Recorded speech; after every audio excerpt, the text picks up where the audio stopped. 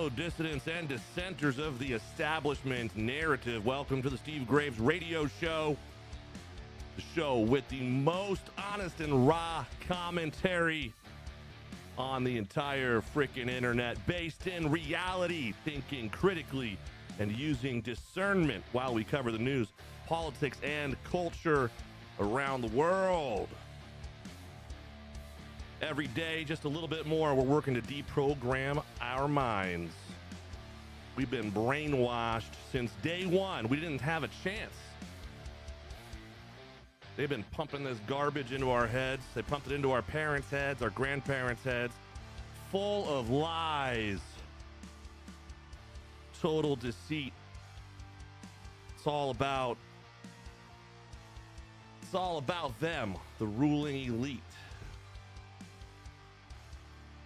That's what everything works around them. But we got, we got a show tonight.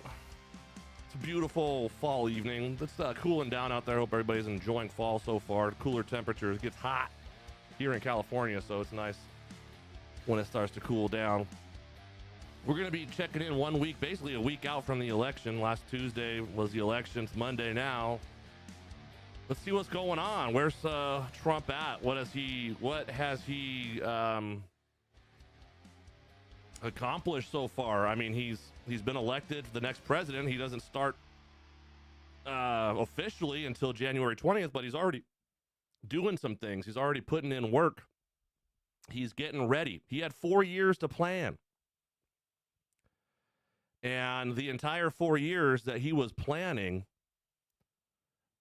the deep state was going after him through the FBI and the DOJ. They're raiding his compound in Mar-a-Lago. They were, tying him up with lawsuit after lawsuit, all a bunch of hoaxes and nonsense, total corruption from these DAs. So we're going to talk about what's going on because, I want to, I have some predictions. I got some thoughts on it. And by the way, yeah, Tom Homan, that guy is a beast. I'm so excited when I saw that he was going to be in charge of the border. I was like, oh my God, that's exactly what I was asking for, because that guy is awesome.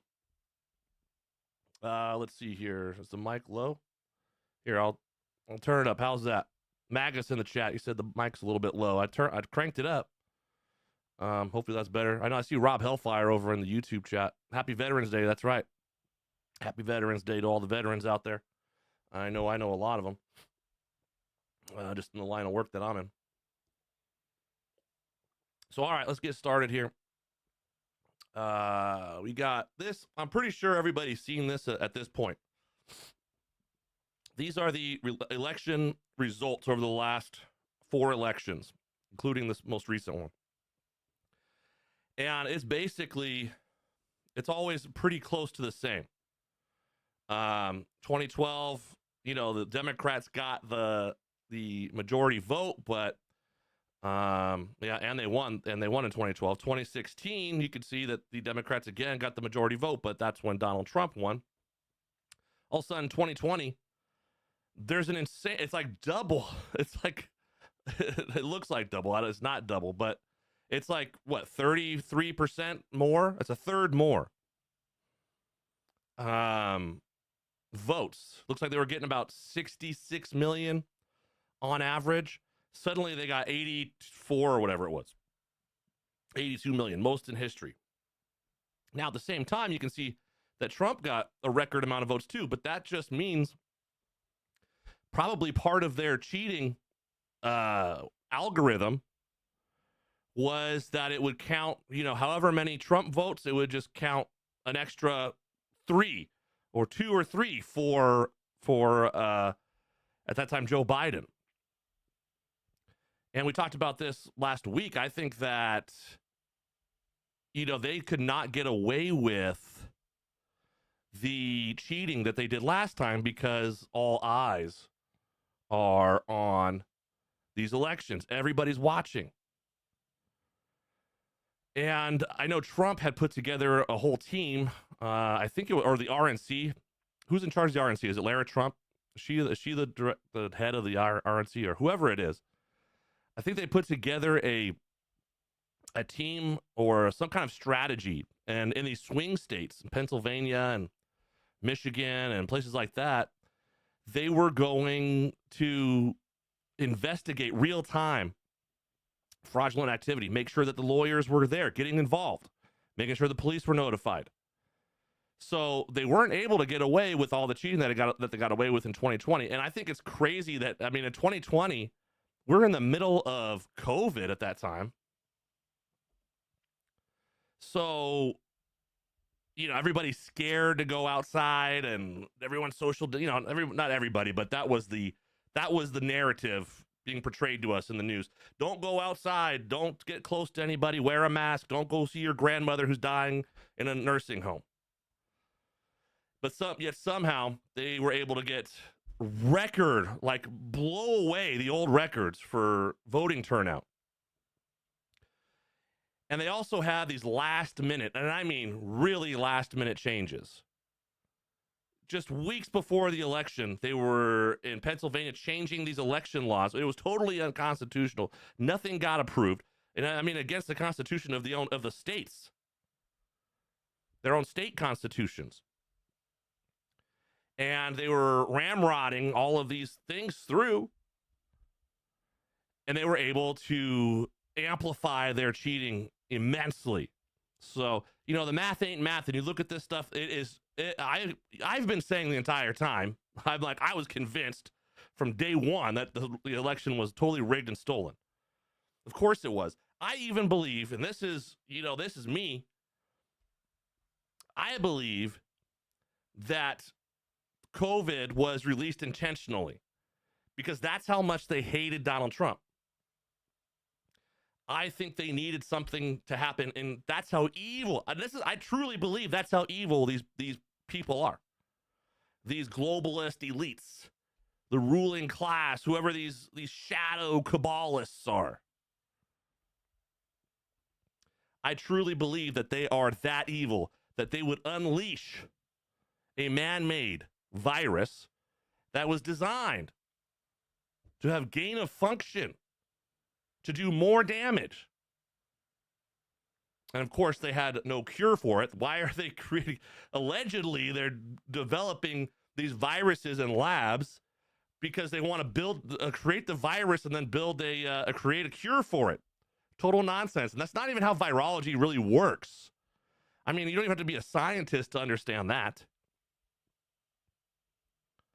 Because every virus is going to mutate and turn into all sorts of things. Who knows? Your cure could be totally useless within a day. So, 2020, totally stolen, totally rigged election. I'm sure a lot of people out there agree with me. I'm just saying, I've been saying that. I've been diehard on that for a long time. And I think this pretty much proves it. So anyways, let's get into some of the stuff that Trump's talking about. Donald Trump on Truth Social posted this. He said, "I will not be inviting former Ambassador Nikki Haley or former Secretary of State Mike Pompeo to join the Trump administration, which is currently in formation. I very much enjoyed and appreciated working with them previously and would like to thank them for their service to our country. Make America great again." This was the rumors floating around for the last, few weeks or a couple of months. And especially the Mike Pompeo stuff. Ben Shapiro was coming out saying that Mike Pompeo, he's got insider, tips that Mike Pompeo is going to be the Secretary of State. People were talking about Nikki Haley, saying that Trump had a position for her. Maybe he said that at one time, but it sounds like he has wisened up, or he was just, baiting her, leading her on. I don't know. But that's great news that neither one of those warmongering neocons will be a part of this administration. That had a lot of people worried, including myself.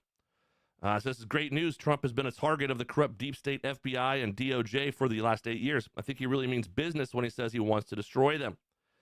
Basically, what I mean by that is if the fact that he's rejecting these sort of deep state neocons, he doesn't want them infiltrating his administration and putting up roadblocks, stabbing him in the back, making backdoor deals, not following orders. This is stuff that these guys were doing in his first term. He would give an order and they would go around him, not do what he said, and then they would stab him in the back. It happened time and time and time again. I think he's learned. That's one thing about Trump. He doesn't forget. When somebody screws him over, he never lets it go. He never punches first. That is true about him. He admits that he doesn't punch first, but anybody who punches first or stabs first, he will never forget it. He's going to come after your ass. Or he's going to, well, he's not going after Nikki Haley or Mike Pompeo, but he's not letting him close. He's not letting him close into his circle, which is great. We'll see how it goes. You know, like I said, some of these picks sounding good. Some of the stuff he's saying lately sounds great. I have hope. I am optimistic. It's been a great week. I've been feeling good. I've been feeling optimistic about our country, about the world, about our society, that people aren't as dumb as, you know, it seemed. Of course, when the elections are rigged and everybody gets confused as to what the hell is going on, how could that many people vote for that many, or for those idiots, you know, Joe Biden and Kamala Harris? I mean, that's like a, you know, that should be an asterisk in the history books. Like, can we just say that that was not really a legitimate administration? Kamala Harris is not a legitimate vice president. Joe Biden's not a legitimate president. I think it should be an asterisk in there. Maybe there will be, especially if that chart that we were just looking at, if this is in the history books, hopefully the students of the future are intelligent enough that they can look at this and go, that doesn't make any sense. Because look at that. All these other 3 elections out of 4, Democrats got basically the same amount of votes. You can see that Trump got a massive amounts of votes, more than usual for the Republicans. That's probably legitimate voter turnout. So, I mean, imagine if his whole plan was to cheat the 2024 election. That'd be crazy. But hey, whatever, I guess, you know, an eye for an eye. Let's see. MAGA says, I just hope the MAGA movement doesn't forget these last 8 years. Let the movement stop with Trump. Hope he sets it up for the future where the fight will be easy and roll with momentum. Yeah. You know, that's a good point. Hopefully this doesn't just all fall apart. I don't know who he's, you know, he picked JD Vance as his vice president. I don't know all that much about the guy. He's a senator. He was a Marine. He's married to a ethnically Indian woman. I don't know all that much about the guy. He seems extremely articulate. The things that he says are reasonable. He seems like an easy guy to kind of get along with. I only am concerned, and the same concerns I have with Trump, it has to do with sort of the Israeli lobby backing, funding, things like that. Can we trust him? Can we trust him to do the right thing when money is thrown in his face, or when they donate to his campaign and then they come start asking for favors like sending weapons to foreign countries, or going to war, whatever it may be. But yeah, on the same kind of note that we were talking about, Ron Paul has been, you know, commenting on this thing, you know, the Trump election lately. Ron Paul, one of my heroes politically, because he's the reason that I even ever got interested in politics. He's always been sort of a libertarian. At least he's an icon in the libertarian movements. He has been for years. I've never been able to, you know, maybe at one point I claimed I was libertarian. I don't know about that, but it's, you know, some of that libertarian stuff is really great. It's really good stuff. Some of it is kind of loony, especially when they get these weirdos like the guy that they ran, or at least the Libertarian Party. That's what I'll say. I'm just like I say, I'm Republican in the sense of the ideology of I support the idea of a republic, that type of republicanism. But I'm not a member of the party. I'm not a registered Republican. And just like I'm not a registered libertarian, I'm an independent. But Ron Paul, he's one of my heroes anyways. His whole isolationist type policies, anti-war. He wants to end the Fed. He's like, really, he reminds me of Thomas Jefferson in a lot of ways. So he came out and he said after what the DOJ did to Trump, he has every right to reform it. We're not going to play this video because it's kind of long and boring, but what he says here in his tweet, absolutely true, 100%, 1000%. This is what gives me so much hope that Trump wants to destroy the deep state, because the deep state came after him relentlessly, nonstop really since day one, since 2016 or 2015, whenever he announced his that he was running for president. They've been coming after him, the deep state who controls the media, and most of these politicians, or a lot of the politicians, they have a lot of influence over policy making and things like that. These DAs who are funded by George Soros, I consider them deep state. Even though they are elected, this whole operation that George Soros has going is all about destroying American cities and crumbling the very fabric of our country little by little. That's what he's doing when he funds with millions of dollars. That's the thing, is that these DA races usually don't make a much of a mark. Nobody really pays attention to who's going to be the DA until you get a George Soros DA in there, like we got in LA County, George Gascon. He let all the criminals loose. He let all the insane people out. All these violent thugs, he let them out to roam the streets. I noticed a difference just on my own street. In 2020, when they had the lockdowns and George Gascon was letting everybody out of prison, everybody was getting out of prison. Didn't matter if they had another 10 years left on their sentence, whatever. They were just letting everybody out. These are, people who are robbing, stealing, hurting, assaulting people. I saw these crazies walking up and down my street. All of a sudden, out of nowhere, there's all these random people walking up and down my street. My cars got broken into. My truck got stolen. They tried to steal my other truck. Broke into my car, dug through everything, took probably just the loose change or whatever I had in there.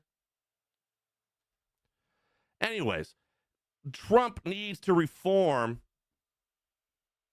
the FBI and the DOJ and any of these other so-called law enforcement agencies.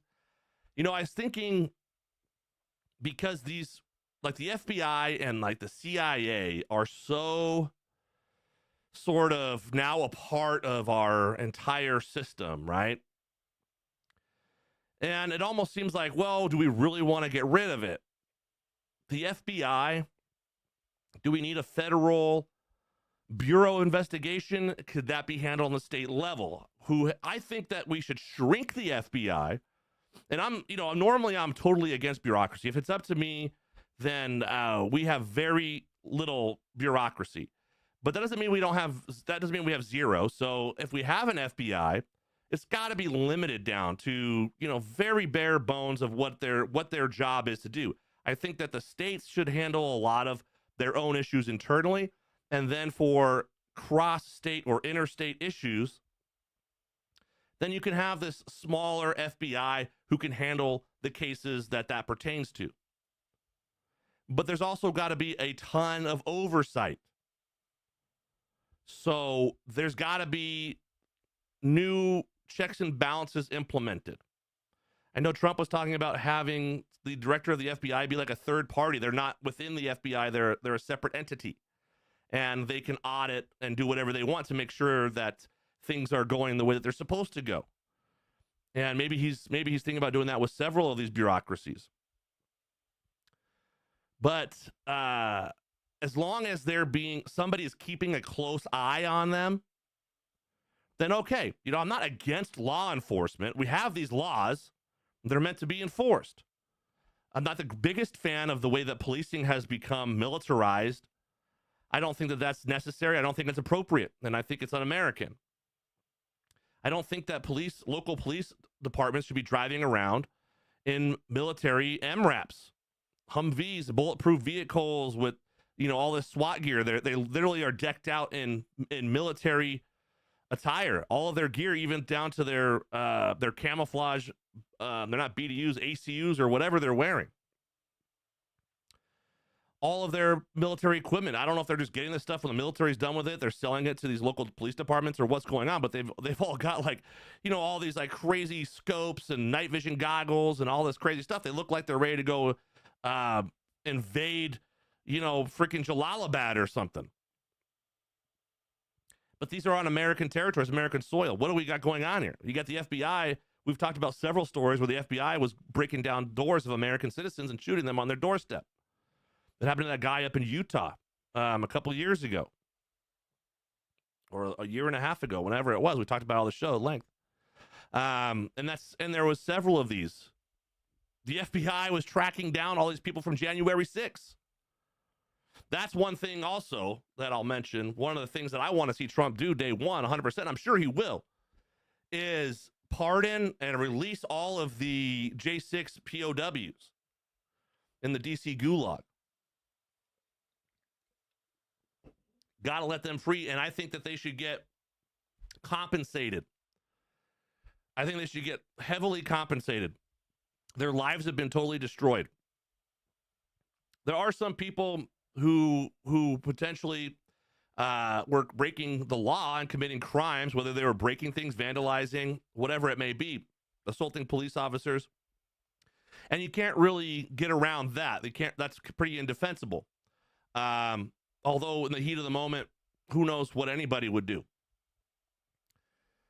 There was a lot of, and the fact that the FBI was complicit in this because they had agent provocateurs in the crowd. They will not admit how many they had. It was probably hundreds. So the fact that some of these people got a little bit crazy, well, you could blame a lot of that on the, maybe not just the FBI, but whoever was involved. Any of these sort of deep state law enforcement swamp creatures could have been involved.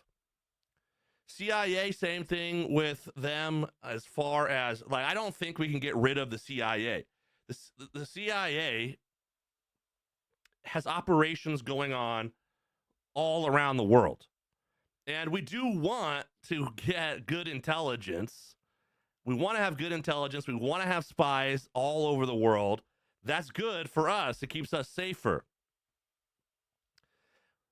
They cannot be operating on American soil, which it seems that they have been, especially when you look at things like 9/11, where you had CIA and Mossad and these foreign sort of assets, whoever these Saudis were. They've got to have oversight. They've got to follow the laws. No more of this unacknowledged black budget. Unfortunately, they were not responsible with it. It's got to go. That's one of the things right before 9/11, Donald Rumsfeld came out and said that whatever it was, 1.5 trillion or $2 trillion was missing from the Pentagon, they don't know where it went, from the money that they received. It was all black budget stuff. That's a lot of money going into the black budget, these unacknowledged programs. So that's probably all got to go. That maybe that's not great for national security. But if you're gonna be spending taxpayers' dollars where we have no idea where it's going, that's not good. If Congress has no say on what's going on there, that's not good, because those are our representatives. How do we fix that problem? I'm not saying the CIA needs to disappear, because they won't. I mean, I would like that, but at the same time, what do you replace it with? Because you got to have intelligence. I think that we need to get any foreign interference out of the CIA. Any sort of relationship that the CIA has with Mossad, or MI6 or whatever, any of these intelligence agencies, Interpol, whatever. We got to be totally independent. Our CIA cannot be working with them. No, not that we don't, not that you can't say that we can't have allies, but our intelligence needs to be our intelligence, and we need to look out for ourselves, not be screwing around, taking advice, taking bad information, like we listened to Benjamin Netanyahu preaching to Congress about weapons of mass destruction that did not exist. Never existed. He knew they didn't exist. Everybody knew they didn't exist, but that was their reason to invade Iraq.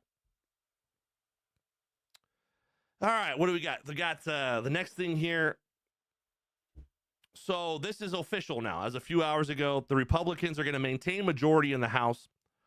GOP will control the presidency, Senate, and the House. So the final numbers here are 218 and 209. So Republicans gained one seat.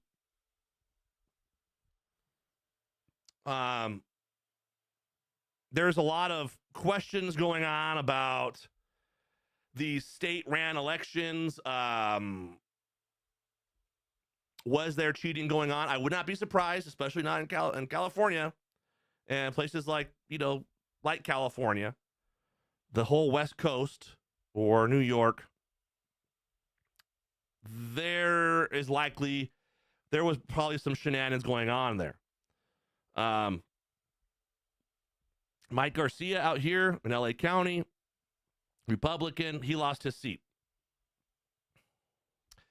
He's pretty beloved in the area, and I mean, it makes no sense. I don't know why he would lose that seat. He has held that seat handily ever since he ran. I think he's been in, I think this was his third or fourth term, maybe. So I think there's definitely some shenanigans going on there. But here's the thing. 9 seats. That's the difference. 9 seats. We got 9 seats. That's the majority is only 9 seats more than the minority in the House of Representatives.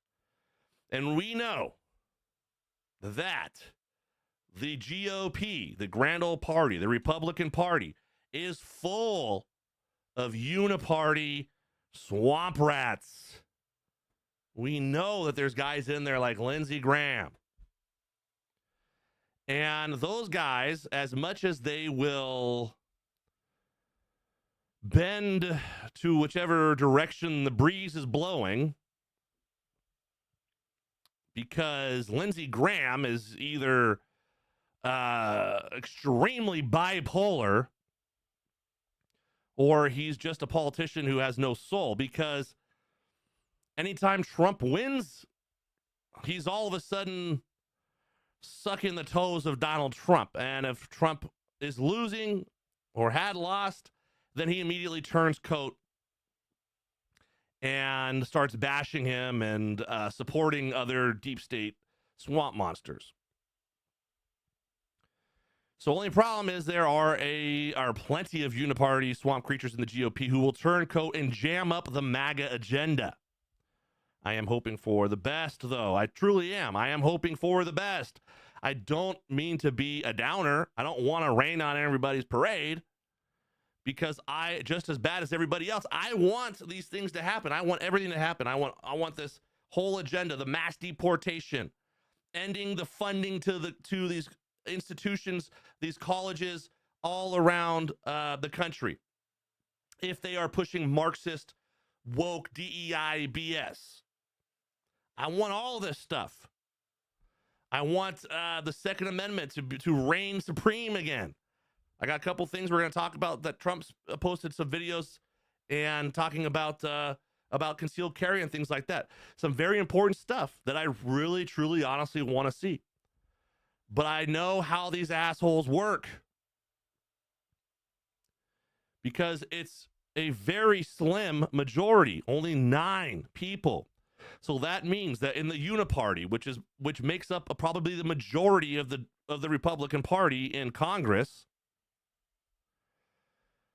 that means that this part of only 9 people have to, or 10 people have to go against the Republicans from the Republican Party. And they do this all the time. And people always get confused. They're like, wait a second.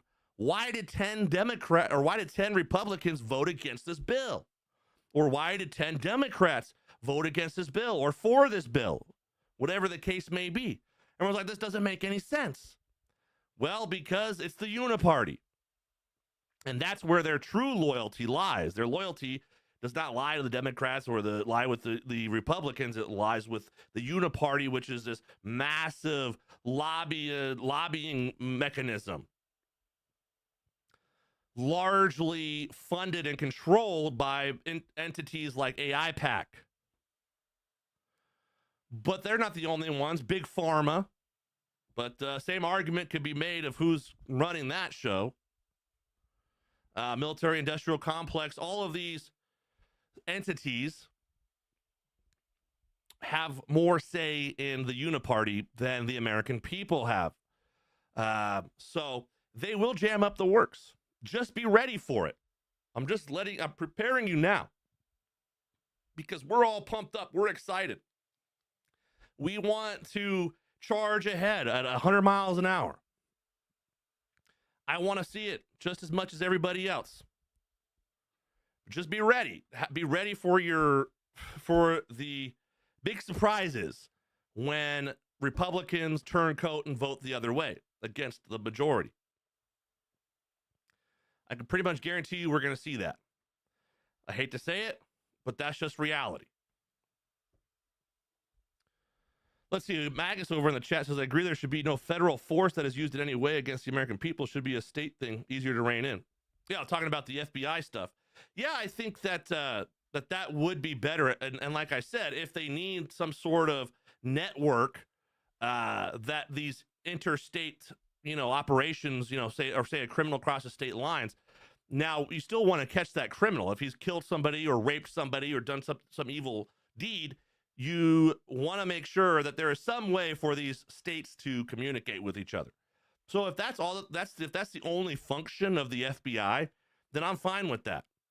But it's got to stay like that. They've got to put mechanisms into these bureaucracies that keep them from expanding and metastasizing like they do. They're just like cancerous. They just get bigger and bigger and bigger, and then they keep getting more and more money. And every time the omnibus bill comes around, they're just throwing money at these guys. So there's that with great. That's great. That's awesome that the GOP controls all of these branches of government, and including the Supreme Court, which is majority conservative. And who knows? Maybe Trump gets to elect or appoint another Supreme Court. I don't know what's gonna. They got so everybody's talking about that Sotomayor, how she's getting older and she's got a disease or something like that, and she's gonna she could potentially kick the bucket in the next 4 years. And if that happens, or if she gets so sick that she resigns, whatever. If that happens, then Trump gets to appoint another Supreme Court justice.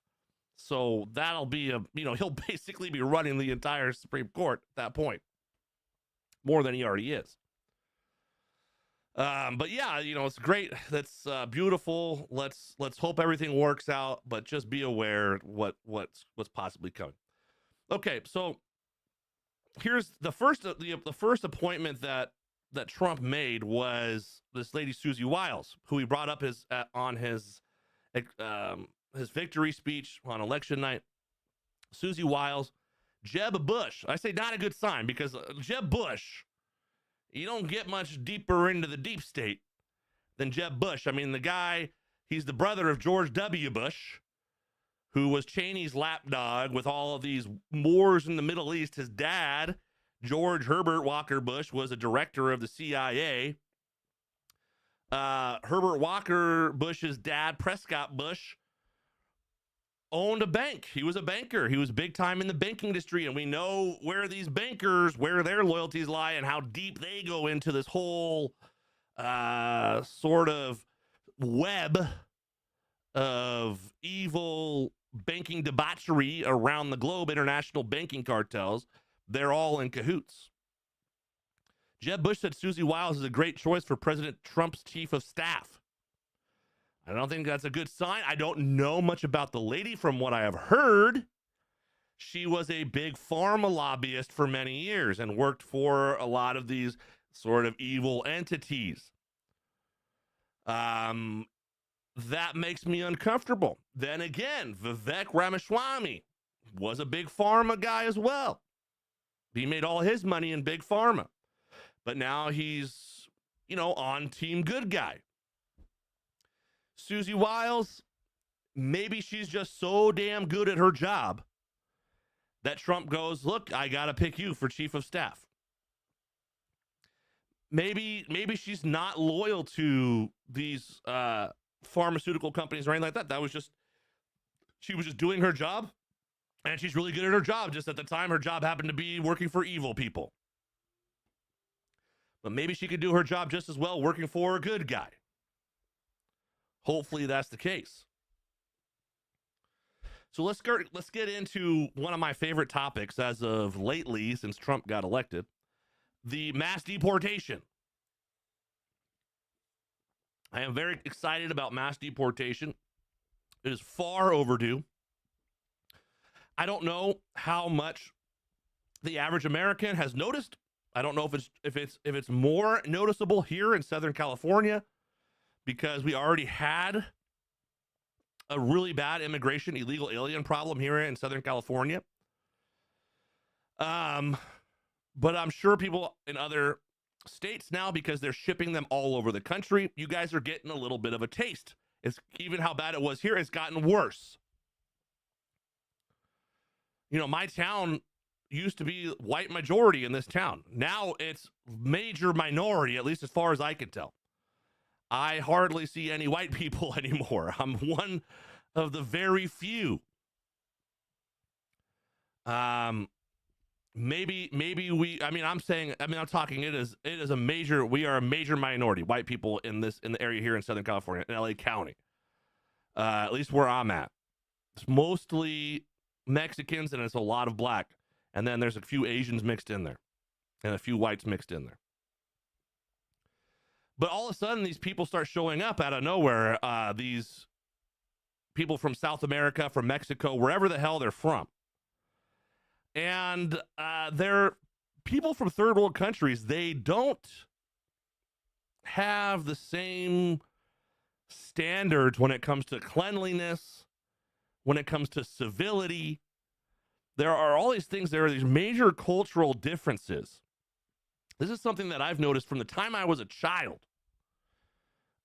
We used to live sort of in a pretty rural area, but there was a creek that went in a popular creek. It was pretty easy access, very nice place, and it ran most of the time, usually year round. Creek would be running, so you go down there in the summertime, jump in the water, you go fishing in there, catch trout. And I noticed that you would see these entire families of illegal aliens. This is back in the 90s. It's when, a lot of this immigration was really bad back then, too. It's nothing new. Or the illegal alien invasion. It's nothing new. But you see these families, and it looks like, I don't know what they are, Mexican or South American or something like that. This is nothing to be like, I'm not trying to be racist or anything. This is objectively, that's what it was. That just happens to be, they're there, they're brown, they're speaking Spanish, and clearly they're not American. But they get up and leave, and what do? They got 10 babies running around. There's diapers everywhere. They just leave. They don't even bag it up in a trash can. Just diapers everywhere. Diapers in the creek, in the water. They're just poop getting in the water. All their crap, all their garbage, their trash, they just left it lying there. Disgusting. I always wondered, why in the hell would anybody go to the creek and leave a mess like that? It's disgusting. But I didn't understand that there are cultural differences between, Americans and third world countries, which we are becoming a third world country at this point. Look at Los Angeles. Go walk down Hollywood Boulevard, Sunset Boulevard in LA. It's just filth. There's just people laying around in the streets, high on drugs, shit everywhere. People pissing on everything. Disgusting. So I'm excited. Mass deportations. Get these people the hell out of my country. They're parasitic. They come over here and a lot of them get on, they're being handed out all of these cell phones, whatever, housing, all of this stuff. Gift cards, Visa gift cards with $10,000 limits on them. They're getting all of this stuff, and who's paying for it?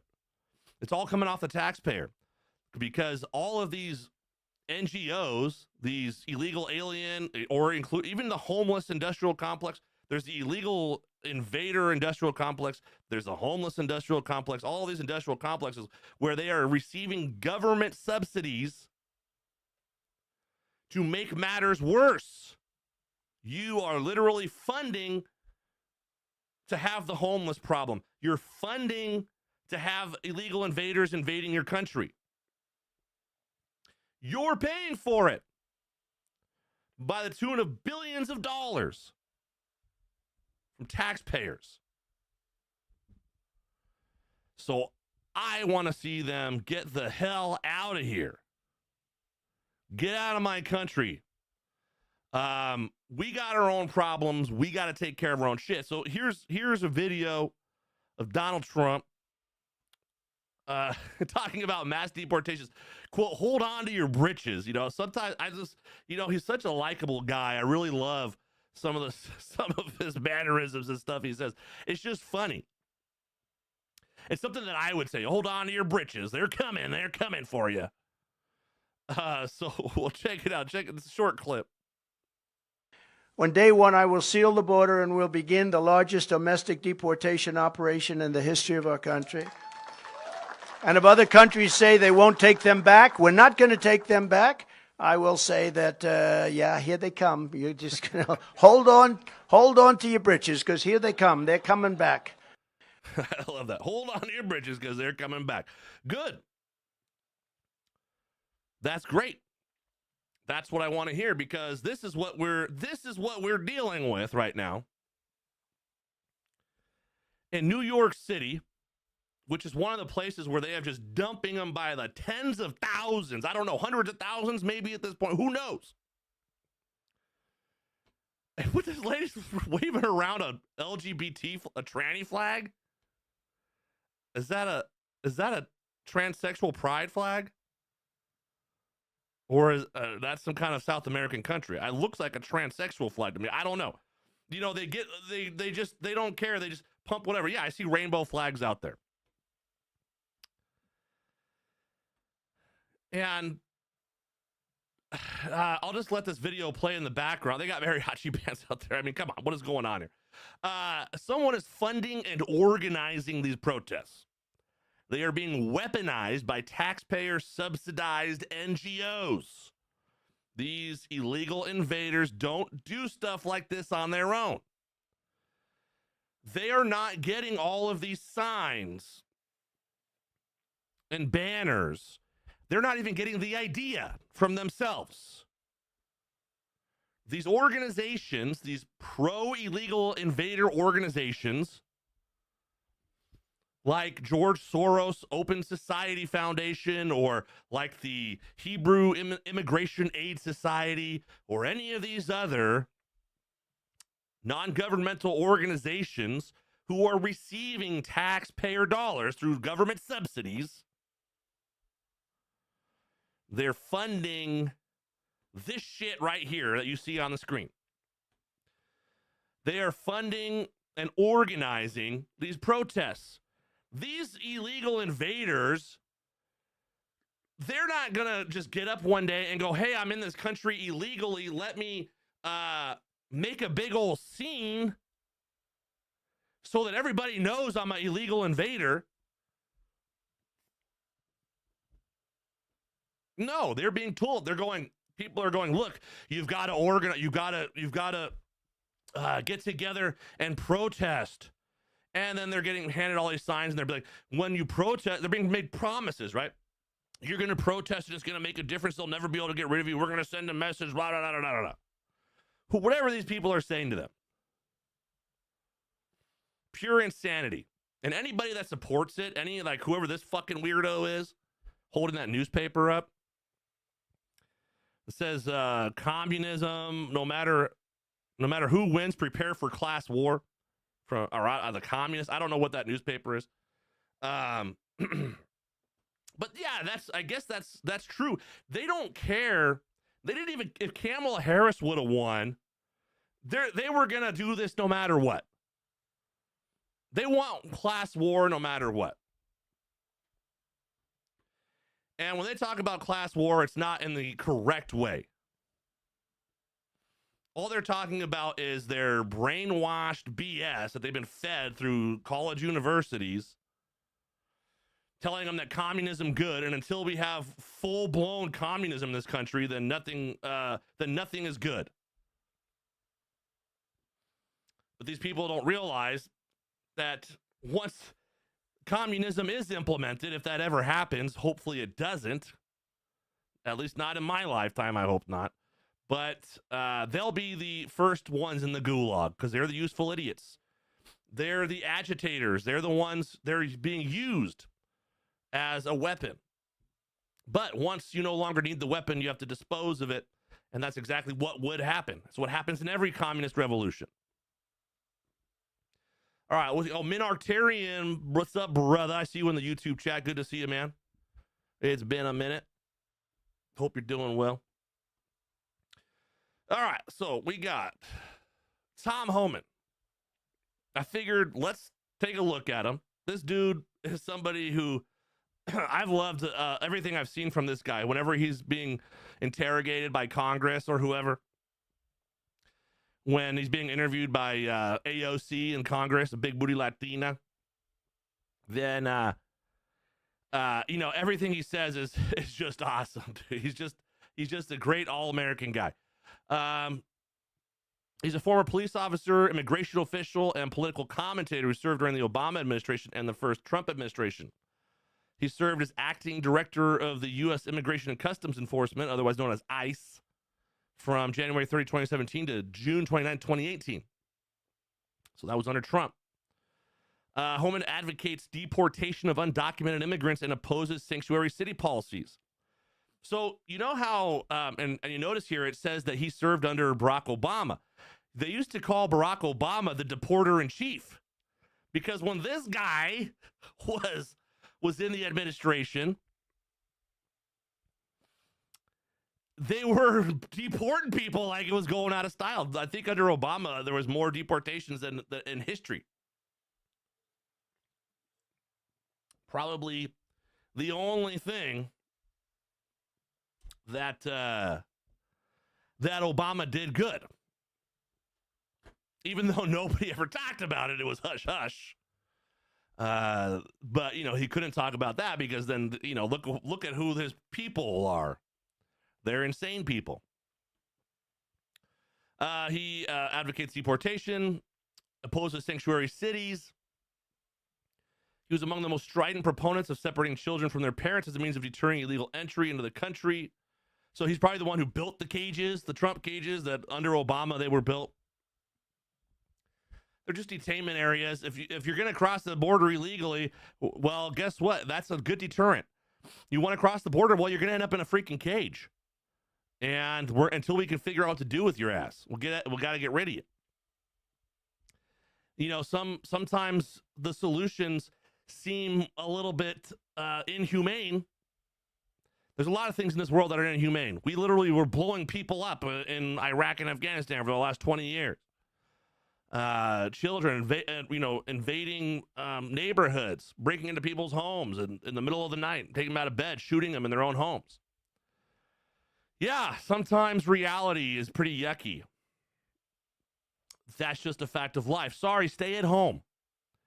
Do not come, as Kamala Harris said. Do not come. Except for now, there's a reason for you to not come. Because this guy right here, Tom Homan, the savage, he is going to make sure that your stay is not pleasant and that you are on the first flight out of this place. So it already has it updated here. Trump announced that Homan will serve as border czar during his second presidency. I don't know what that official position is, because at some point, Biden was calling Kamala Harris the border czar, although they retracted that at some point and pretended like that never happened, which it definitely did, because there's evidence. That's one thing about the modern time and the internet and all of the technology we have, is that you can't just lie about stuff like that. So let's check it out. I got a few videos, and these are all great golden content in these videos. So we're going to watch them. And I'm sure you've probably seen these floating around. This is from November 7th. So this was a couple of days after Trump got elected. I said, this is who we need as Secretary of the Department of Homeland Security. Get rid of that freaking ding-dong Mayorkas, that Israeli knob-gobbling bastard, and put somebody like this into that position. Somebody that says in charge of immigration, in charge of the border.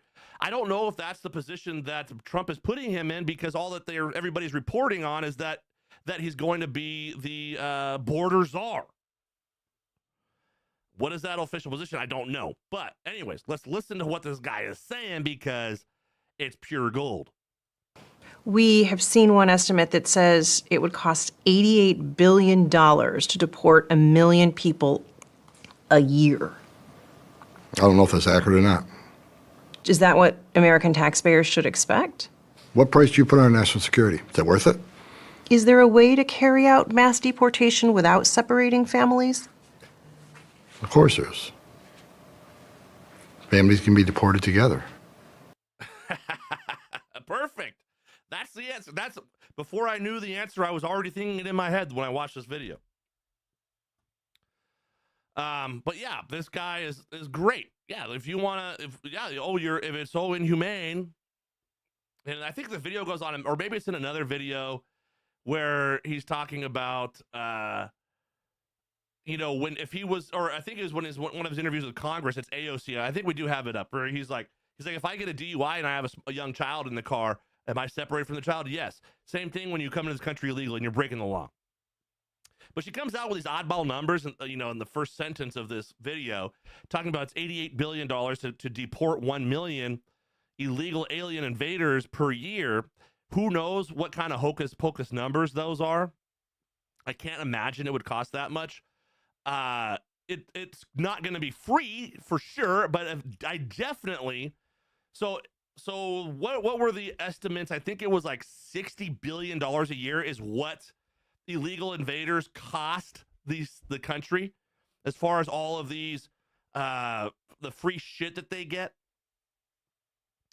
So if it's $60 billion to keep them in the country, and they're coming up with this 88 billion number, which who knows how real that is, I'd rather get rid of the fucking problem, get them out of here. Then we're not paying the $60 billion a year. Oh, I'm sorry, we got to pay the $88 billion for a few years until we get them all out. And hopefully at that point, maybe they'll be just leaving on their own because they realize, shit, my day is coming. But who knows what this 88, where this figure is coming from. It's probably way cheaper than that. And it probably costs way more to keep them in the country, sucking on the teeth of the taxpayer. All right, what else we got here? Oh, I see Rob in the chat. Let's see. All right, I can barely. What the hell? The chat box gets cut off. It says something about change the counting from which the immigrants. Yeah, I don't know. My chat box is all screwed up. You're getting cut off. Oh, here we go. Charge the country from which the immigrants came from. Yeah, I mean, I guess you could try to do that. You can't force them. I mean, you could rack up a bill, I guess, and be like, hey, you owe us this money, and we're not gonna trade with you or something, until you pay it. That's possible, I guess, theoretically. But I don't even care. they throw our tax dollars down the drain as it is. At least if the tax dollars are going to something that I truly support, I can feel better about it. I feel a lot better about getting rid of these illegal alien invaders who come here, breaking the law when they enter this country, and then get a free ride. Why not? Why aren't I getting a free ride? Why do I have to go to work every single day and pay taxes? Sacrifice my life, sacrifice my body. I'm not even working right now because I'm on paid leave for medical, because I've sacrificed my body to the machine, and not just a little bit, a serious way. I've got massive neck problems. Got 3 blown discs in my neck. I'm pretty messed up. I sacrificed my body to the machine. And I am paying for these a-holes to get a free ride. And it seems like one of the things that really pisses me off is it seems like they're not even held to the same standard of the law. They just let them get away with everything. Oh, I've got to pay taxes. If I don't pay taxes, guess what? Jail time for you. You don't pay whatever it is, child support, alimony, whatever the hell it is out there. You don't pay it, you're being held accountable. What are these guys? They're not even on the books. They don't even have social security numbers. I wish I didn't have a social security number. I'll give it up in a second. I don't want them tracking me down everywhere I go. I want to be able to, at some point, just disappear. Let's go out into the mountains and nobody knows where I'm at. The government can't find me. That's the dream.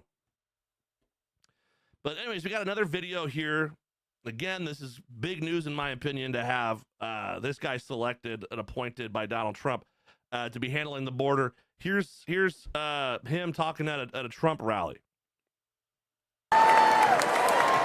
I got another message to the criminal cartels in Mexico. You smuggled enough fentanyl across this country to kill 148,000 young Americans. You have killed more Americans than every terrorist organization in the world combined. And that's when President Trump gets back in office. He's going to designate you a terrorist organization, and he's going to wipe you off the face of the earth. You're done. You're done.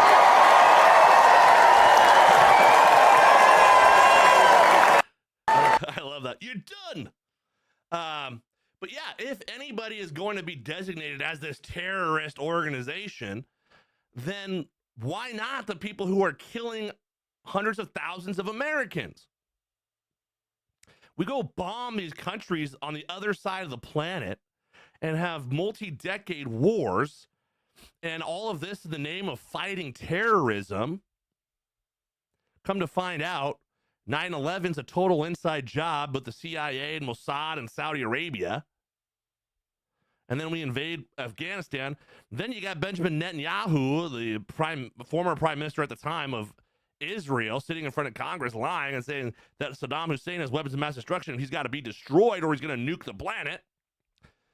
That was a total lie. No weapons of mass destruction were found. The thing is, Saddam Hussein was working on detransitioning off of the U.S. petrodollar and moving over into euros. And also, as far as Israel is concerned, any destabilization of the region, if you look at a map, Iraq is right there next to Israel.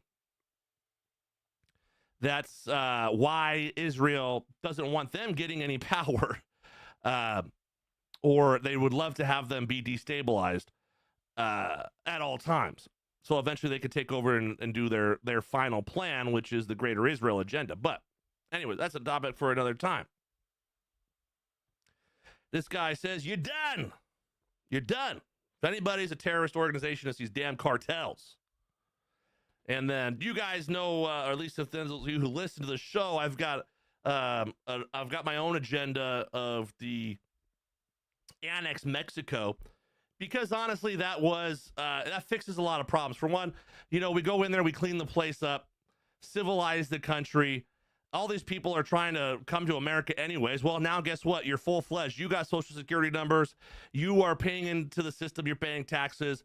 We're going to consume your beautiful landscape, all of the beautiful beaches, and all of your resources, oil, minerals, gold, silver, things like that we now own.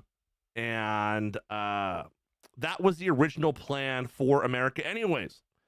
We weren't meant to end where we were. We got a little too big for our britches at the time, I suppose. And we weren't able to take as much of the territory as we wanted to, but that would be strategically a great territory to have. If we could take over Mexico, our border would be down at Central America, super easy to manage. We could have naval bases all up and down both coasts of Mexico, and it would make trade a lot easier, all sorts of things. There's tons of benefits. But anyways, until that happens, for now, we got to kick everybody out. But here's another thought that I have, which is kind of along the same lines. As Trump needs to give the Mexican government an ultimatum.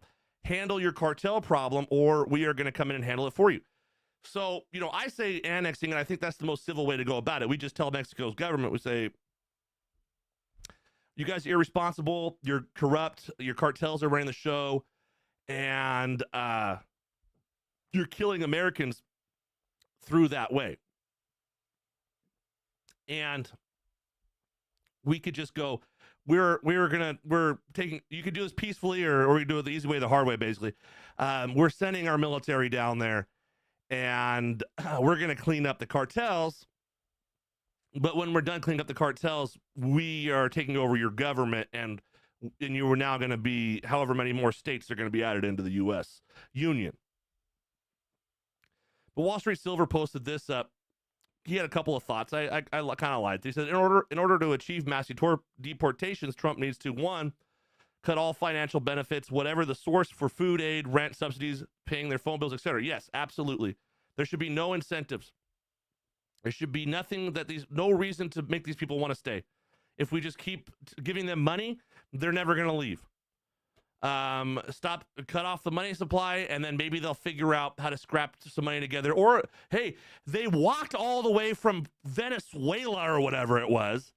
All these fucking dumbasses out there who are like, anybody who's walked 2,000 miles to get to America is good in my book. All these dumbass liberals out there, they got that stupid thing. Well, if they walk 2,000 miles to get here, they can walk their ass 2,000 miles back.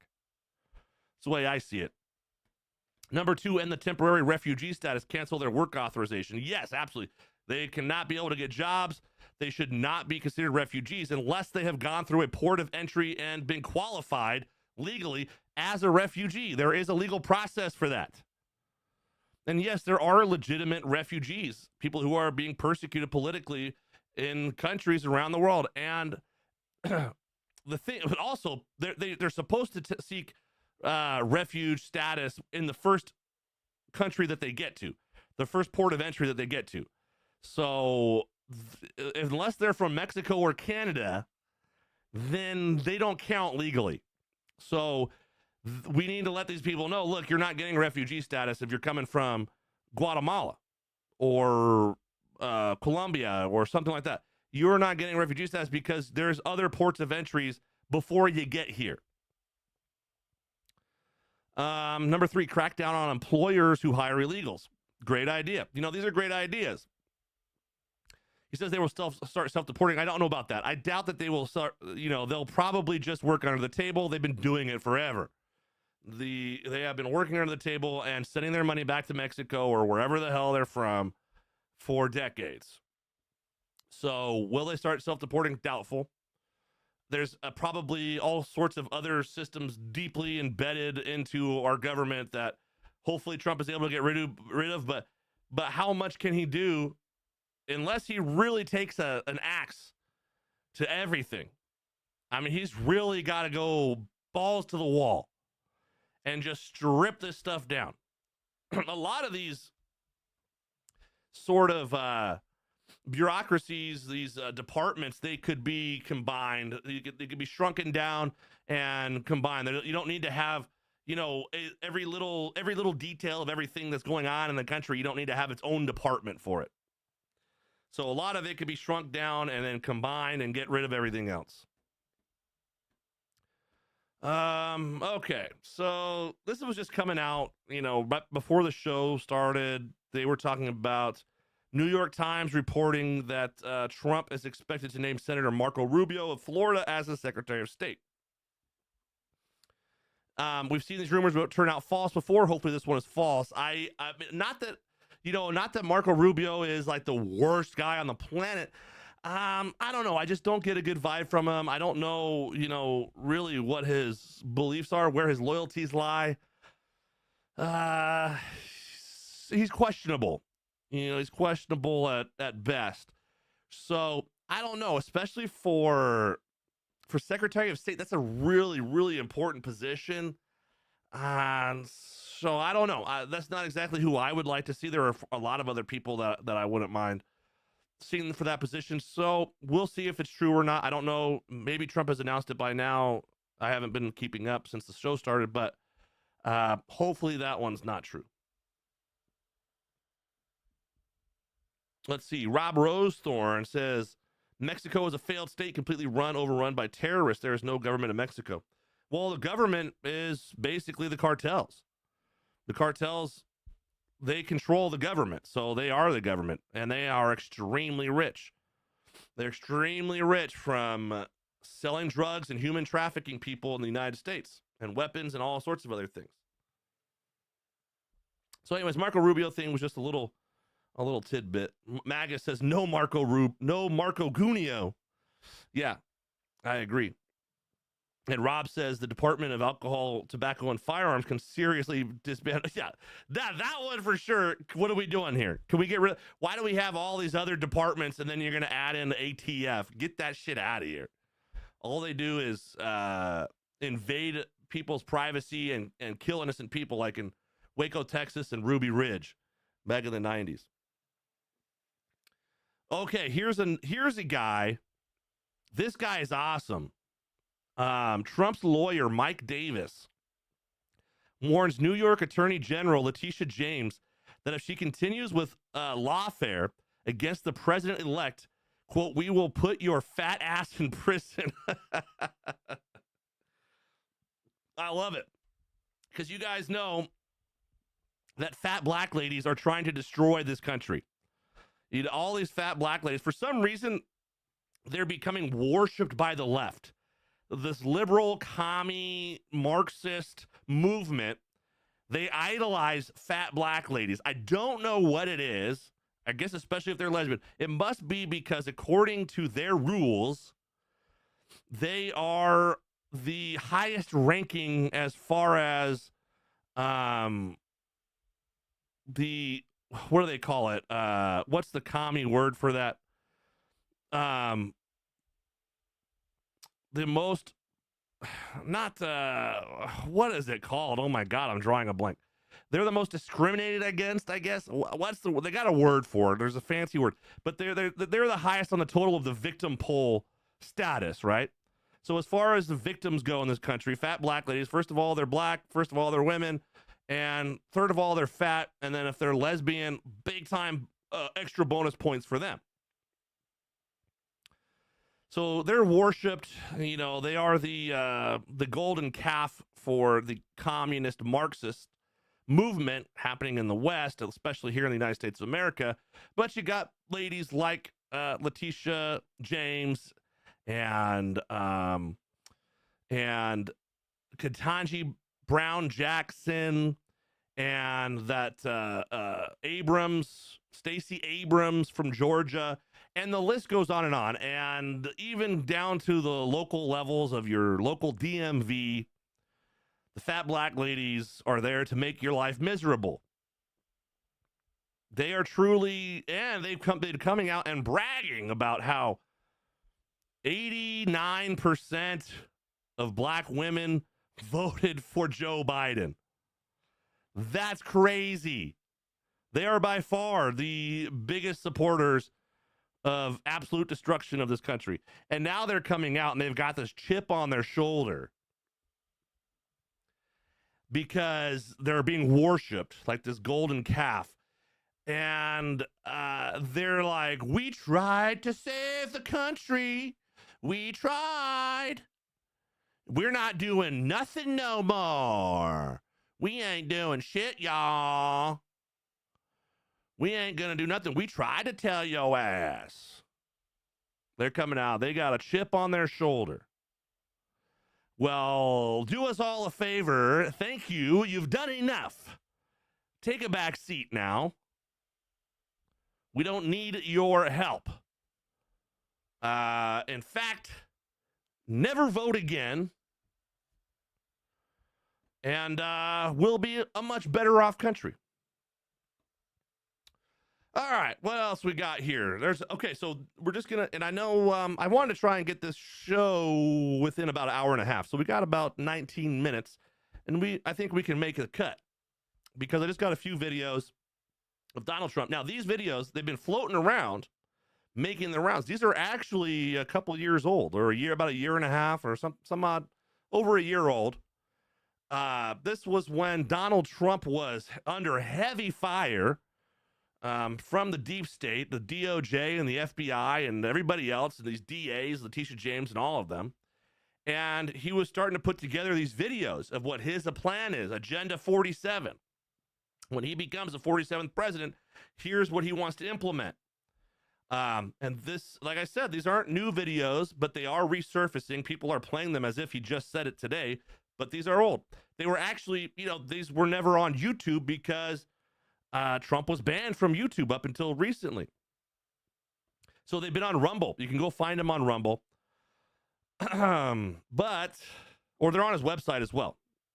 But these are really great. A lot of what his agenda is. Now, this is what I really don't want him to forget. And I don't think he will. Trump is not the type that forgets this stuff. Anybody wrongs him at all, he remembers it forever. And he'll make sure he gets his retribution.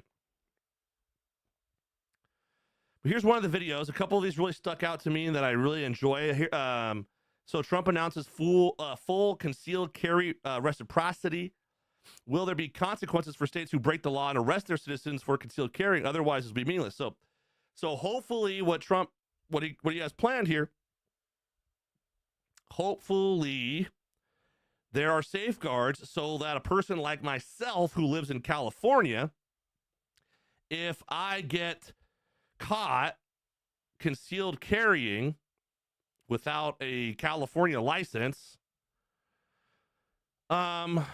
and the state prosecutes me for that, is the federal government going to step in? If they're not going to do that, then it's totally meaningless. They have got to be willing to say, hey, when your state tries to walk all over your rights, your Second Amendment, then we're going to come in and we're going to help you out and we're going to save you. If they're not willing to do that, then it's absolutely meaningless. But hopefully that is part of it. Anyways, this is a short clip of Trump just of saying that what he's going to do with the concealed carry reciprocity. Seventh, I will protect the right of self-defense everywhere it is under siege, and I will sign concealed carry reciprocity. Your Second Amendment does not end at the state line. In addition, seventh, I will protect.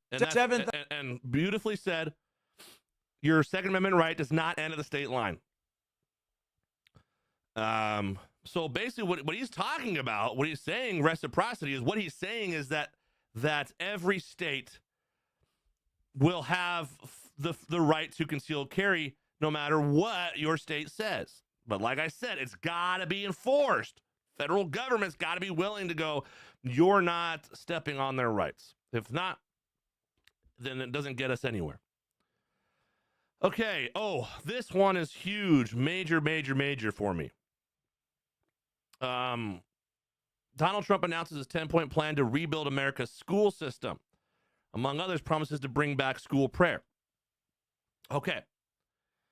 The education system is a big, big, big, big concern of mine. I've been very concerned about it for a very long time, and not just in the college universities, all the way down to kindergarten. And even Joe Biden was trying to expand public education down to age 3. So they really want to get their hooks into people and get the programming started off very early off, as if it's not bad enough that your parents, unbeknownst to themselves, are already programming you with all the nonsense that they've been fed their entire lives. So we definitely don't want the indoctrination getting any worse. And the public education system is just that, and it's horrible. They're not teaching kids anything. In California, I think like it's above 60%, maybe close to 80% of high school graduates cannot even read at a third grade reading level. Whatever the number is, it's very scary. It's like the majority of people who graduate high school cannot read above a third grade reading level, which is crazy. Especially since I was reading at a third grade reading level when I was like 5 or 6. So, people should be getting a lot of this. You got to rely on the parents for a lot of that's where my parents taught me how to read when I was like 3-4 years old. Hooked on Phonics. Anybody out there around my age remember Hooked on Phonics back in the 80s? It works. But these colleges, the problem with this college, well, I'll say like what I have here. The only thing he said that truly matters is his final point, which is to close down the Department of Education, or as I call it, the Department of Indoctrination. Not that states like California will do much of a better job, but at least it brings the power more local, and many people in other states will benefit. So if he shuts down the Department of Education or Department of Indoctrination, then that's great, but it's going to hand all this power back to the states. California, probably not going to do the greatest job. One hope that we can have is that without getting I don't know if they get federal funding or what for the public education system. I know that they get state funding from our property taxes. But I would hope that, people it becomes incentivized. There should be some incentivization for charter schools and private schools. But states would have to get rid of this taxation for education. Because if I'm spending all this tax dollar money on public education, and then why do you you still should send your kids to private school, but it's like you're double dipping, right? You're paying for the public education system. You're also paying for send your kids to private schools. So who knows? I mean, we'll see what happens with that. It's definitely a step in the right direction. But really what I'm truly concerned about, like my biggest concern, is the institutions that are pumping out, they are manufacturing Marxists by the tens of thousands every single year. And these are people that are going into the world with college degrees, and they are taking positions, sort of these executive or administrative roles in a lot of companies, and it's causing a lot of problems. Boeing just fired their DEI department. They got rid of it. They axed it. They fired their old CEO. They got a new CEO. His first order of business was to get rid of the DEI department. Good move on Boeing, because Boeing has been going down the shitter. They've been having all sorts of shit. One of their satellites blew up the other day. I don't know if you guys heard about that. But they've had all these issues with their planes falling apart midair. And they had a satellite blow up, and there's all sorts of things going on with Boeing that's a really bad look. So they got rid of their DEI. You should not be hired, period. You should not be hired for your sexual proclivities or the color of your skin. That shit should have no bearing on whether or not you get a job or not. But all they want to do is hire if you're a tranny or a gay or a lesbian, or if you're black or whatever. If you're Jewish, Asian, if you're whatever the minorities, as long as you're not white, then they want to hire you. But anyways, they got to stop funding. The federal government funds these colleges, these college universities. And that funding has got to be cut off to any college who is going to have a DEI department, who is going to be pumping any of this Marxist DEI BS. any of that. If there is any evidence found, and we got to have oversight, you got to have investigators, auditors going in there and researching this stuff. Are they teaching this stuff? If they are, no funding. Cut the funding off totally. A lot of these schools, they make so much money hand over fist from the insane tuition anyways. It's a total racket. Maybe they don't care. But your tax dollars should not be going to fund the people to brainwash and indoctrinate people who are going to then go out and destroy the country that you love. All right. Oh, Jerry Smith in the chat. What's up, Jerry Smith? This is glad to hear from you. Hey, I'm around every now and again. I'm going to try and make it more regular. And those of you who have been following the show for a long time, you know that, this year's been rough because I had to switch positions at work, got put on night shift, and now I'm suffering an injury, severe injury that has taken me out of work for the time being. So I have tons of free time, but I'm also in quite a bit of pain and discomfort at all times of day. This is actually more difficult for me to do the show now, even though I have all the free time, which sucks because I really want to do the show every day, but I'll try to get more consistent if I'm able to. Things are kind of starting to normalize with me. I'm getting used to my situation, so we'll see. But anyways, glad to see you, Jerry Smith. Thanks for the chat. All right, so that's the Department of Indoctrination. Get rid of all that. What else we got? What else is Trump doing? The wars. We got wars. Trump promised to end the war in Ukraine. Now he must decide how. Foreign policy advisors close to the president-elect put forth different versions of a plan to effectively freeze the front line. I have got my own plan that I've been talking about for a long time, ever since this war broke out a couple of years ago. And this is honestly the only thing that I see happening, especially now that we're 2 years into the actually we're going on, almost 3 years. In a couple of months, it'll be 3 years into this war. That really never should have happened. As Trump always says, if he was president, never would have happened. And he's right, it wouldn't have. Because there's no way he would have let NATO do what NATO was doing. As soon as Joe Biden got in, as soon as Trump left the Oval Office and Joe Biden got in, the deep state got straight to work over there in Europe with NATO.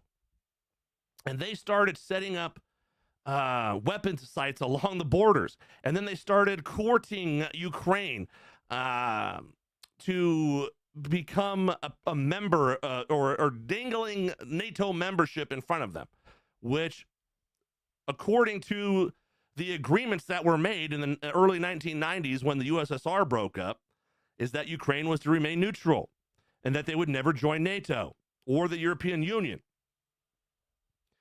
But they all of a sudden, they started talking about joining NATO, and the U.S. was setting up weapons sites along the border, just off the border of Russia. Not only that, but I believe it was the president of Georgia over there in Eastern Europe who had raised the alarms to Vladimir Putin that the U.S. government was setting up biolabs in Ukraine. Several bioweapons labs in Ukraine. So this is what places where they would be testing things like viruses, like the COVID virus, things like that. Gain of function research, all of that good stuff, just like they were doing in Wuhan. So that's all going on. Of course, Putin says, hey, you guys got to back off or there's going to be a problem. We're going to have a problem, pal. Back off. And NATO says, we're not going to back off, F you, because they wanted the war. They wanted Russia to invade. So, that's what they did. And it's the same old song and dance, just the same reason why Vladimir Putin annexed Crimea. Everybody thinks that Vladimir Putin woke up one morning and was like, I'm going to annex Crimea. Well, of course he wants Crimea because Crimea is full of ethnic Russians. Same with the Donbass, some with Eastern Ukraine. And they're being persecuted by Western Ukraine, by Kiev. The corrupt puppets of their U.S. puppets, basically, of the U.S. State Department, Victoria Nuland's puppets, But what happened in 2014 when Obama was president? Victoria Nuland and the State Department conducted a coup along with the CIA, and they overthrew the elected government of Ukraine, and they installed their own guy. So they installed a guy who was a U.S. puppet. So what does Vladimir Putin do? He goes and annexes Crimea. But nobody seemed to care at the time. Anyways, during that same time, there's also a civil war going on in Ukraine because during that coup, they had what's called the Maidan Uprising. And all of a sudden, you have these sort of Western Ukrainian loyalists who really don't like the Eastern Ukrainians because they are ethnically Russian and probably, those are going to be your Orthodox Christians, and they are more support good relations with Russia. So they start bombing the hell out of them. Nobody cares about the civil war going on from 2015 to 2022 when the invasion happens. But anyways, here's my theory on what will have to happen, because Russia has expended a lot of resources, a lot of human bodies have died. A lot of Ukrainians have died. A lot of Russians have died as well. People are dying on both sides. So, but Russia is not going to give up the territory that they've gained, especially since it cost them so many human casualties and all of the money and weapons that they have spent on that war. So what I say is Ukraine will give up Crimea officially, right? Because right now it's an annexed territory. We don't say that their borders are real. We don't agree with them. We go, no, that's actually still part of Ukraine technically. That's what we think. So we'll say it's officially we're going to recognize your borders. You're going to have Crimea, and you're going to get the Donbass. So that's what's going to have to happen. Russia's going to have to get the Donbass. They're going to have to get Crimea. And then there will have to be promises made, again, new promises and agreements that Ukraine will not join NATO. They will not join the European Union, and they'll remain neutral. And Ukraine really shot themselves in the foot here because they never should have let Victoria Nuland into their shit, because now this is what they're dealing with. So we'll see what Trump does, but I don't know how much of more of a deal there can really be made unless Putin gets Crimea officially, recognized borders, and Donbass, the eastern part of Ukraine. Unless he gets those officially recognized borders by the United States, I don't think you're going to get much of a deal. But hopefully Donald Trump just pulls out of NATO altogether. We don't need NATO. The U.S. does not need NATO. We've been propagandized and bullshitted our entire lives to think that for some reason we've got to make sure that all of Europe doesn't fucking implode on itself. Why is it our problem? We're on the other side of the Atlantic Ocean from them. We can handle ourselves here. We can build a beautiful defense. We can have the best and most technologically advanced weapons on the entire planet. And if anybody wants to mess around with us, then we just blow them off the face of the earth. That's fine with me. Don't mess with us. Leave us alone. I want to leave everybody else alone too, by the way. I know that we haven't been. They call it the Department of Defense, when really, what are we doing? All we do is go attack other people. All right, what else we got? We're getting close here. It's already 9 o'clock. Okay, so, this was a story that came out. Just as a blaring reminder to everybody out there who doesn't, and I'm not gonna play the video. I just wanted to show you guys what was said or what happened. I've been talking about this a lot. Anybody who watches the show and listens to the show, you obviously know, you probably already knew it. A lot of people, if you didn't, then you definitely know now, because I've talked about it at great length, how the Federal Reserve is a private banking institution. It is not part of the federal government. It has no reserves either. They literally just issue debt bonds or debt treasuries or whatever they call them. They don't have any money. They don't have any gold. They just print stuff out of thin air. It's fairy tale, fairy dust, fantasy, nonsense money. and it will fall apart eventually. So, anyways, Jerome Powell, who's the Federal Reserve chairman, he's like the top dog or whatever, at least as far as what we know. Because, like I said, this is a private bank. Alex Jones said, breaking bombshell, the Federal Reserve is above the law and answers to no one, according to the Fed chairman Jerome Powell. Well, not just according to Fed chairman Jerome Powell, literally according to reality. The Federal Reserve is not accountable to the government. It's not accountable to the United States people. Like I said, they're a private institution. So can Trump fire the chairman of a private bank? No, he can't. So no surprise that Jerome Powell, and I think we'll just play this first. Is there sound? Hi, Victoria Guido with Politico. Some of the president-elect's advisors have suggested that you should resign. If he asked you to leave, would you go? No. Can you follow up on, do you think that legally you're not required to leave? No. Okay, so there you go. So obviously this reporter, she's a financial reporter to some degree, I would imagine, if she's there asking questions at this Fed meeting. Even she's not aware that the Federal Reserve is not controlled by the federal government. The president has no power over it. So I gotta give you guys a real reality check. The truth here: Jewish bankers, Rothschilds and Co., created the Federal Reserve and sneakily got the Federal Reserve Act passed in 1913. Bonus fact: we've talked about this on the show back when that submarine imploded. I was looking at the Titanic. The powerful industrialists who opposed the creation of the Federal Reserve died on the Titanic in 1912. There were several American industrials, the richest men in the country. I think maybe one of the guys might have been the richest guy on the planet at the time. And there were guys like J.P. Morgan and some other bankers who had tickets, agents of the Rothschilds who had tickets to get on the Titanic.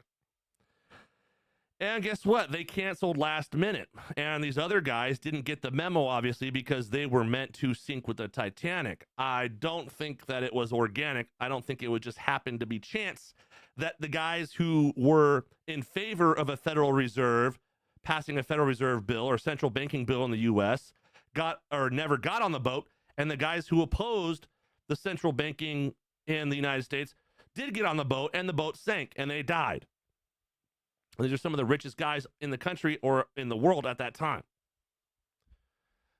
So just something to be aware of. Blatantly, obviously, true, objective reality. Yes, they are a Jewish banking family. A lot of these Jewish bankers, they control these financial institutions like BlackRock and things like that. We could sit around and pretend all day long that it's not them, but it is. So let's just say what it is. And while we're on the topic, just one more quick thing. So you guys remember there was like a plot, and the FBI came out and said that there's a plot, an Iranian plot to assassinate Donald Trump. I was like, that's a bunch of BS. What are you talking about? The Iranian government is not going to be able to get anywhere near Donald Trump. You're out of your freaking minds. Well, turns out I was right, because ABC 7 reports 3 people have been charged in an alleged Iran-linked plot to assassinate President-elect Donald Trump, an Iranian-American activist, and 2 Jewish Americans living in New York, according to a criminal complaint unsealed Friday in New York.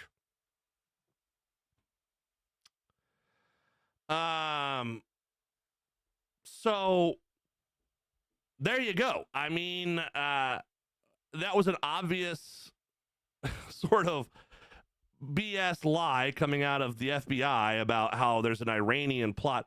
This one guy happens to be an American Iranian activist, and he's hanging out with Jewish people who hate America It doesn't say that I guess they are Jewish Americans. So these guys are obviously Israeli loyalists.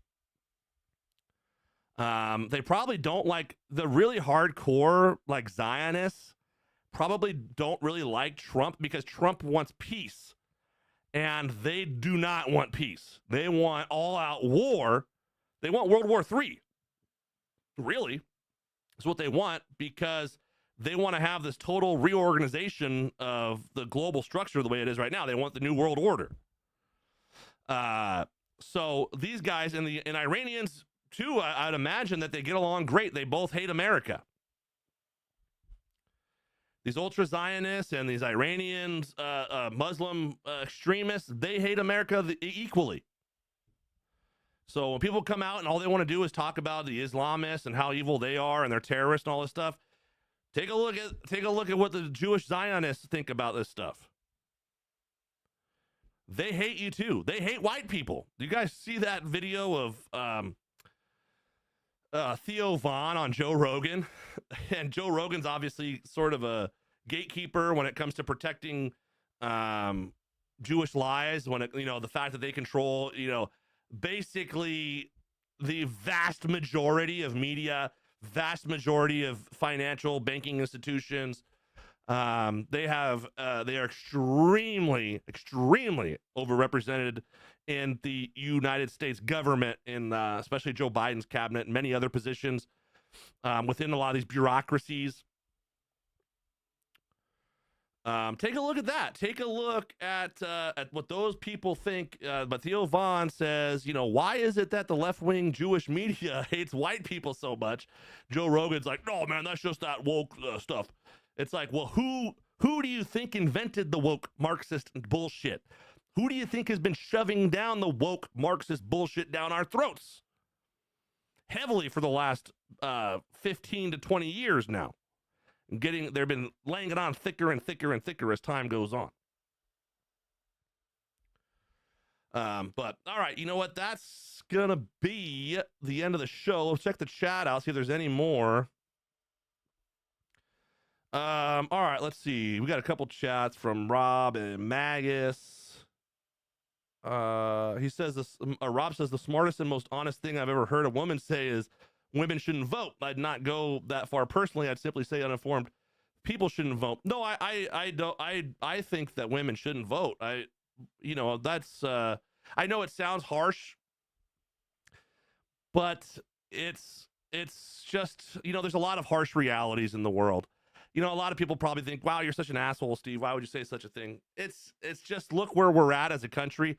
Women are so much more easily manipulated and brainwashed into some of this stuff. Not that men aren't, because of course men are also brainwashed and manipulated, but it just seems like these women get much more hardcore into it because when they play on their emotions, they're less logical and they're more emotional driven. So that they're preyed upon for that by these evil people who want to have control. And that's just the way it is. Unfortunately, I wish that wasn't the way it is, but that's just the way it is. Let's see. Magus says it's crazy how many people think I'm smart, and I'm like, bro, I'm maybe average. School has just failed all you retards.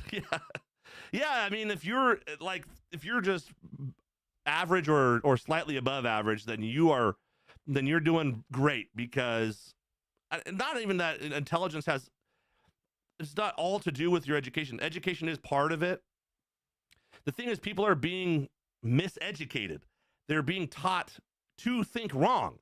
They're being taught how to think incorrectly. And I'm talking about the actual processes of thinking.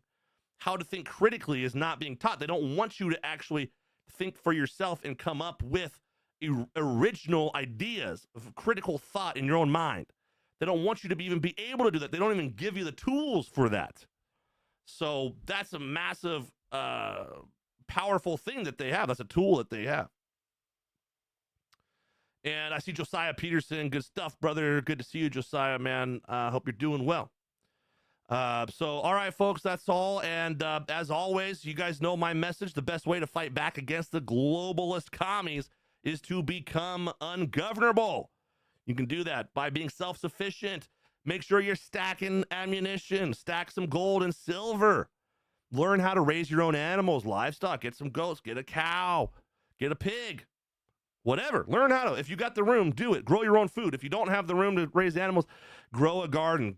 Figure out how to grow a fruit tree. It always pisses me off that my whole life we've been sort of beat over the head with having to have a nice lawn and all this stuff. Fuck having a lawn. Why are you wasting water growing grass that you don't do shit with? Grow a garden in that area. Put some fruit trees in that area. Use that area. You could feed your entire family probably off of that area that you're using for your lawn. So anyways, of course, keep enjoying your life in spite of the overlords. And until next time, have a great night, folks.